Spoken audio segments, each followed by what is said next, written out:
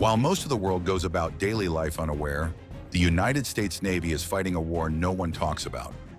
Drug submarines packed with cocaine try to sneak past Navy ships and helicopters armed with machine guns. These missions rarely make headlines and receive little public attention, despite involving billions of dollars linked to drug cartels. Why is no one talking about this? And what happens when the cartels get cornered at sea? Join us as we find out how the United States Navy wiped out cartels using the hammer. The drug war at sea is far more complex than commonly perceived. It extends beyond speedboats and concealed cargo to include fully operational submarines.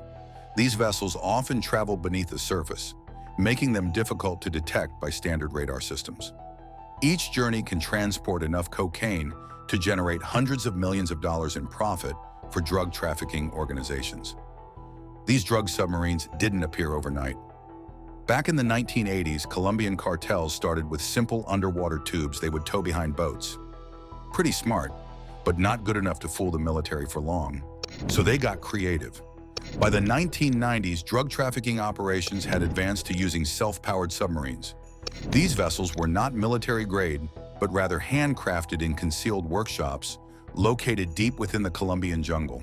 Constructed primarily from fiberglass and wood, they were assembled in remote, muddy clearings under dense jungle canopy, helping to conceal them from aerial and satellite surveillance. Today's narco submarines represent significant engineering achievements, despite being built by individuals without formal training in the field. These vessels, often around 80 feet in length, are capable of traveling up to 2,500 miles without the need for refueling. They can transport as much as 10 tons of narcotics while remaining mostly submerged to evade detection. A typical crew consists of 5 individuals who endure extended periods in confined, overheated spaces with minimal amenities. These submarines typically cost between $1 million and $2 million to construct, yet they are capable of transporting cargo valued at more than $150 million.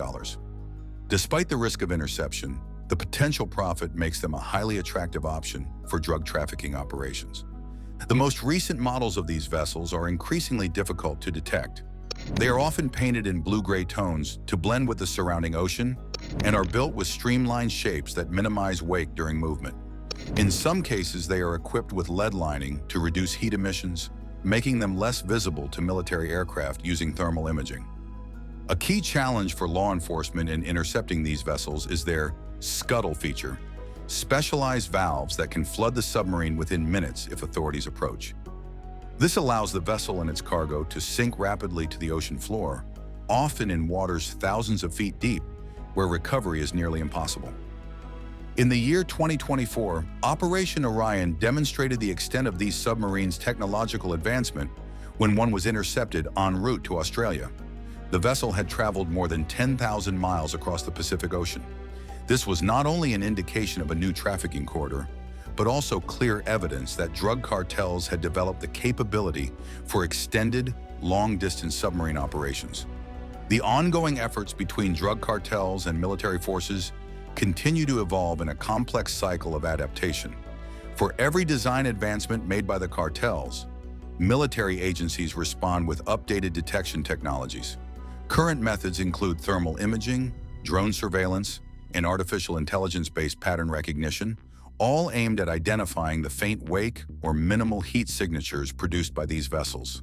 Still, for each narco submarine intercepted, intelligence experts estimate that 3 or 4 succeed, delivering valuable cargo and sustaining the vast drug trade that stretches across continents. But how do you intercept a nearly invisible submarine? This challenge led to the creation of Operation Martillo, the largest drug bust campaign in history. As drug cartels became too powerful for any single nation to manage, the world decided to collaborate. In January of 2012, an alliance was formed with a strong name for a challenging mission, Operation Martillo, meaning hammer in Spanish. 14 countries, including the United States, the United Kingdom, France, Spain, Guatemala, and Honduras, joined forces. Operation Martillo was not just another failed drug war initiative. It targeted the cartels where it hurt most: their shipping routes. Military ships, aircraft, and special forces patrolled the waters between South America and the United States, creating a formidable barrier for drug shipments to navigate. The results were swift. In the first year alone, authorities arrested 339 smugglers and seized 101 boats carrying drugs. In 2011, the operation confiscated 119 tons of cocaine, worth an estimated $2.35 billion on American streets. Authorities also seized $21 million in cash, heading back to the cartels, and $16 million worth of goods used to conceal or transport the drugs. Operation Martillo was only the beginning. In late 2024, Operation Orion took the multinational effort to a new level. This time, 62 countries participated, ranging from small nations with limited coastlines to major powers with large navies. Over 6 intense weeks, they shared intelligence, tracked suspicious vessels, and intercepted drug shipments across global waters. No previous drug operation had matched the success of Orion. The operation seized 225 tons of cocaine in one sweep, a world record. When combined with more than 1,000 tons of marijuana and other drugs, the total haul exceeded $8.5 billion in street value. Each country brought distinct strengths to the effort. The Americans provided advanced radar systems capable of detecting small boat wakes from satellites. The Dutch contributed underwater drones to inspect ships. Colombian forces used their expertise to locate launch sites in the jungle. Even landlocked nations assisted by tracking money and communications. What made Orion revolutionary was not just its scale, but its advanced coordination. Military commanders from numerous countries collaborated in real-time command centers, sharing live intelligence and executing raids across multiple time zones simultaneously. When smugglers attempted to alter their routes after hearing about a bust, they would end up sailing into another country's patrol zone. These operations did more than remove drugs from the streets. They collected valuable intelligence. Each captured sailor, boat, and communication device offered new insights into cartel operations. Smuggling route maps became more detailed, and lists of cartel contacts grew longer. With every bust, the price of cocaine on American streets increased as supplies dwindled. The message was clear. The open seas were no longer safe for drug traffickers, regardless of how advanced their hiding methods were. With nations united against them, cartels required more effective tools to evade capture. But what dangerous machines do drug lords use to outrun the law? Drug traffickers don't just use any boats to transport their illegal cargo. They've developed a formidable fleet that could rival some navies. At the core of this criminal fleet are 2 very different yet equally dangerous vessels: lightning-fast speedboats and stealthy underwater submarines. The speedboats, known as go-fasts in the drug world, are the traditional workhorses for cocaine delivery. These 30-foot boats are powered by 3 or 4 outboard motors, each with 250 horsepower. It's like attaching multiple sports car engines to the back of a small boat. These engines propel the boats to speeds exceeding 80 miles per hour, making them nearly impossible to catch in a direct pursuit. Go-fasts maintain a low profile in the water, often painted blue to blend with the ocean. They typically carry only one driver, maximizing space for fuel and drugs. With 2,000 gallons of extra fuel tanks, these boats can travel over 500 miles without stopping, enough to cover distances like Colombia to Jamaica or the Bahamas to Florida. What makes these boats particularly dangerous is their history. They weren't created by drug dealers. They were originally used by rum runners during American Prohibition in the 1920s and 1930s. Those early smugglers perfected the design to outrun Coast Guard ships, and modern drug traffickers have simply updated the concept with newer technology. To combat these speed demons, the Coast Guard formed specialized teams called HITRON, short for Helicopter Interdiction Tactical Squadron. These teams operate MH-65D Dolphin helicopters equipped with machine guns and sniper rifles. When they spot a go-fast, they don't attempt to outrun it. Instead, they swoop down from above, using loudspeakers to instruct the boat to stop. If the boat continues fleeing, HITRON snipers target the vessel's engines with precise shots from their .50 caliber rifles, disabling the boat without harming those on board. These tactics have become so effective that drug cartels now hide their go-fasts in plain sight. They disguise them as fishing boats with fake equipment or create special compartments below the waterline to hold cocaine packages. making the boat appear empty if inspected. Some cartels have even developed hybrid boats that combine go-fast speed with submarine stealth. Known as low-profile vessels, these boats sit so low in the water that only a small part is visible above the surface. They're painted ocean blue and made with materials that are less detectable on radar.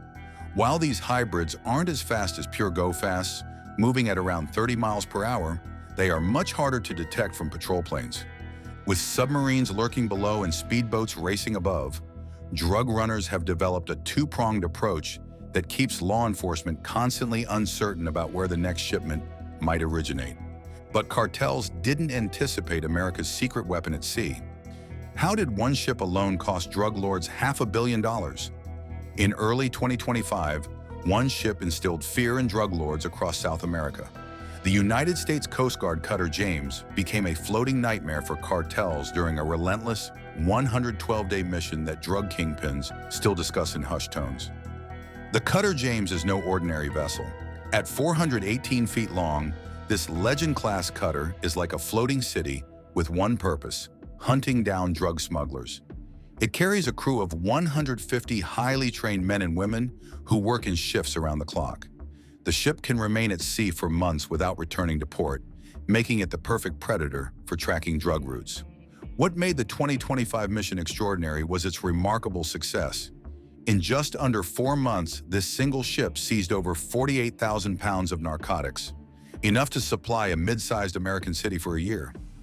The street value reached approximately $510 million, making it one of the most financially devastating blows ever dealt to cartel operations. The January operations were particularly impressive.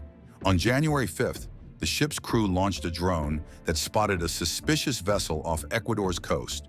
Unlike regular military drones, the Coast Guard uses special maritime models that can fly for 18 hours straight while carrying advanced cameras capable of reading a boat's name from miles away. The drone silently tracked the vessel from high above until boarding teams swooped in, catching 3 smugglers with over 2,025 pounds of cocaine. Just 1 day later, on January 6th, they hit the jackpot. Maritime patrol aircraft working with the cutter James spotted 3 go-fast boats traveling together, an unusual and risky move for smugglers. Using their helicopter teams, they managed to stop all 3 boats in a perfectly coordinated operation, capturing 9 suspects and an enormous haul of 13,960 pounds of cocaine. The smugglers changed tactics on January 7th, deploying a low-profile vessel, a boat specifically designed to avoid radar detection, but the hit-run helicopter crew was ready.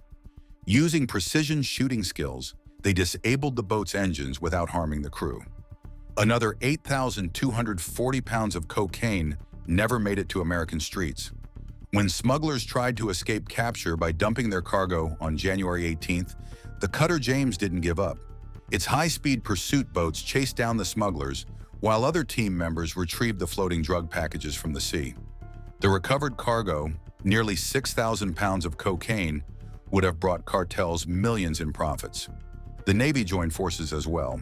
Ships like the USS Minneapolis-St. Paul and USS St. Louis conducted their own busts in the Caribbean, adding hundreds more kilograms of captured cocaine to the total. These operations struck the Sinaloa and Jalisco New Generation cartels especially hard.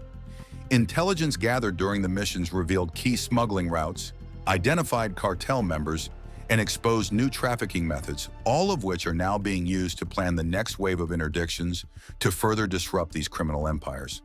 Behind every successful drug bust is a hidden mastermind running the operation. Who is truly calling the shots in this billion-dollar game of cat and mouse? Hidden away in Key West, Florida, is a building that appears ordinary from the outside.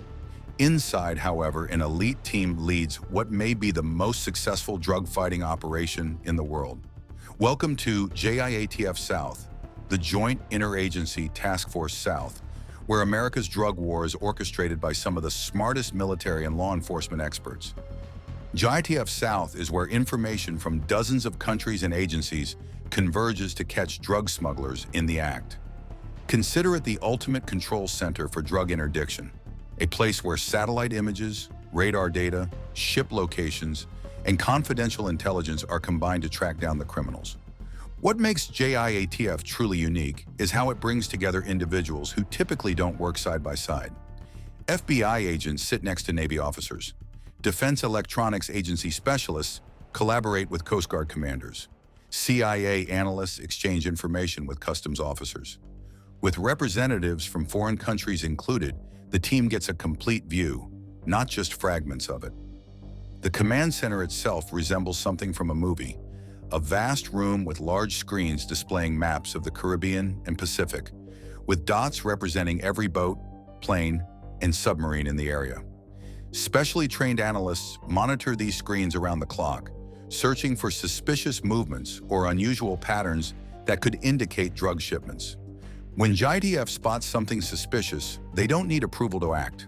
They have direct control over ships, planes, and helicopters on standby.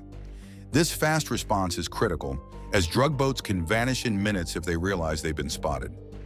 One of JITF's secret weapons is the Leadette teams, law enforcement detachment units from the Coast Guard. These small groups of highly trained personnel get placed on Navy warships, turning military vessels into drug-fighting machines. When a Navy destroyer spots a suspicious boat, these Coast Guard teams handle the boarding and arrests, solving a tricky legal problem. Military forces can't normally make arrests, but Coast Guard officers can. The partnership works brilliantly. Navy ships provide the muscle and advanced technology, like the USS Gravely and USS Spruance, with their powerful radar systems that can spot tiny boats from over 100 miles away. Meanwhile, Coast Guard teams bring the legal authority and specialized skills for boarding suspicious vessels safely. JIATF South doesn't just react to smugglers, they predict their moves. Using powerful computers and years of data on drug routes, they create heat maps showing the most likely paths smugglers will take.